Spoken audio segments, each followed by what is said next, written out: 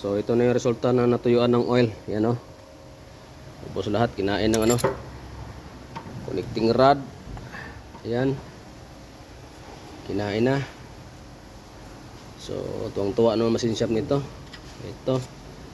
Pati main bearing nadali na rin. Yeah, you see? Oh. Dali na rin lahat. So tuwang-tuwa ang machine shop nito. Wala namang problema to kasi marami namang ano dito, size na ganito sa bearing nito. Wala tong problema. Basta pera-pera lang yan. Okay, remove. Right baby. May pang right baby na naman. Okay. Yun.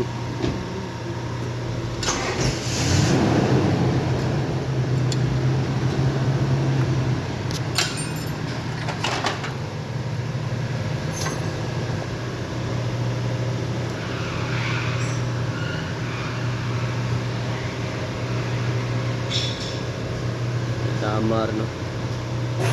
So machine shop ng bahala nito. Malabang 50 na naman ito. 0.50. So di bale, meron naman 0.50 all. Right TV. Ano, oh yeah.